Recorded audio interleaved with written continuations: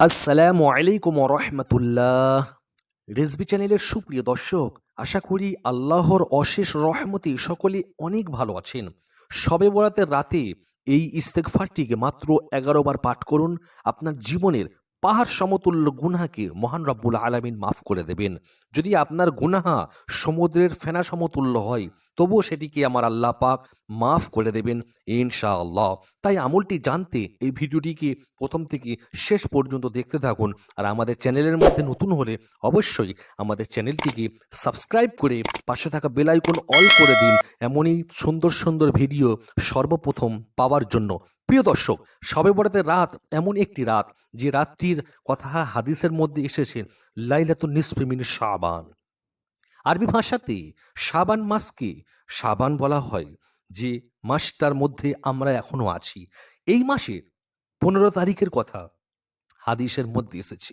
যদি কোনো ব্যক্তি 15 তারিখে এই কিছু আমলগুলোকে করে নেয়, তাহলে তার জীবনের সমস্ত গুনাহকে আল্লাহ মিটিয়ে দেবেন, মাফ করে দেবেন। তার জীবনের জোয়ানির সমস্ত গুনাহ মাফ হয়ে যাবে এই একটি রাতেতে। এই রাতটি এমন একটি রাত যে রাতের বিষয়ে রাসূল সাল্লাল্লাহু আলাইহি ওয়াসাল্লাম বলেছেন, শবে বরাতের রাতে আল্লাহ রাব্বুল আলামিন ফারিস্তাকে বলতে থাকেন, ফারিস্তা তোমরা আমার বান্দাহার গুনাহকে মিটিয়ে দাও। কোন বান্দা? যেই বান্দা আমার দরবারে সত্য অন্তর থেকে, সত্য দিল থেকে তওবা করে। বান্দা, তুমি সেই বান্দার রিজিককে বাড়িয়ে দাও। ফারিস্তাদেরকে আল্লাহ অর্ডার করেন, সেই রিজিককে বাড়িয়ে দাও। যে বান্দা আমার কাছে রিজিকের তালাশ করে, আল্লাহ পাক ফারিস্তাদেরকে হুকুম দেন, আমার ফারিস্তা সেই বান্দার সমস্ত ঋণকে পরিশোধ করে দাও। যে বান্দা আমার কাছে ঋণ পরিশোধ হওয়ার জন্য দোয়া করেন। কিন্তু আমরা সেই রাতে অনেক মানুষ কি করি?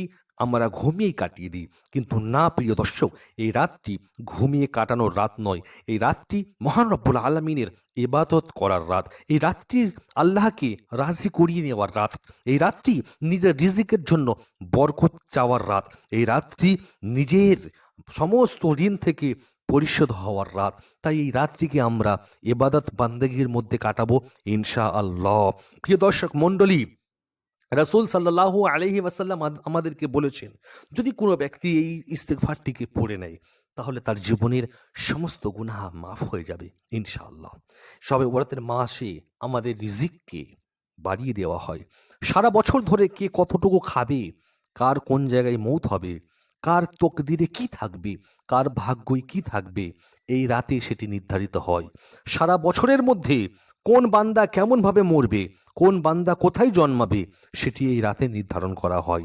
সারা বছরের মধ্যে বান্দা কতটুকু আয় করবে, কতটুকু খরচ করবে, সেটি এই রাতের মধ্যে লেখা হয়। সারা বছরের মধ্যে কোন বান্দা কতটুকু গুনাহ করবে, কোন বান্দা কতটুকু নেকি করবে, সেটি এই রাতের মধ্যে লেখা হয়।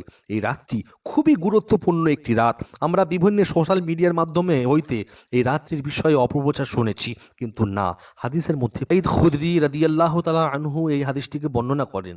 এই রাতটি এমন একটি রাত যে রাতে আল্লাহ পাক দুনিয়ার সমস্ত মানুষকে মাফ করে দেন, দুটি মানুষ ছাড়া বা দুটি জাত ছাড়া।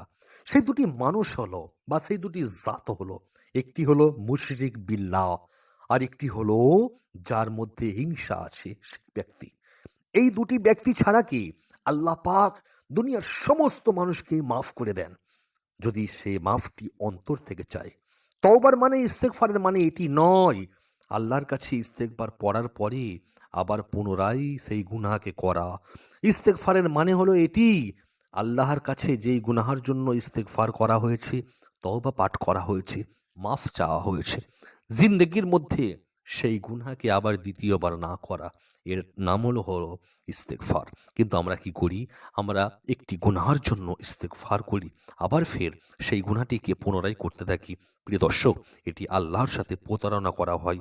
এই প্রতারণা থেকে আমরা সবাই যেন বাঁচি, আমিন। আসুন আমরা জেনে নিই এই রাত্রে আমাদেরকে কি করলে আমাদের জীবনের সমস্ত গুনাহ মাফ হয়ে যাবে। এই রাতে আমাদেরকে একটি রসুল সাল্লাল্লাহু আলাইহি ওয়াসাল্লামের শেখানো ইস্তেগফার পাঠ করতে হবে 11 বার। তাহলেই কিন্তু আমাদের জীবনের জোয়ানির সমস্ত গুনাহকে আমার আল্লাহ মাফ করে দেবেন। প্রিয় দর্শক, শবে বরাতের রাতে আপনি ইবাদত করার পরে গভীর রাত্রিরে আল্লাহ রাব্বুল আলামিনের দরবারে সাচ্চা অন্তর দিয়ে এই ইস্তেগফারটিকে আপনারা 11 পাঠ পাঠ করুন।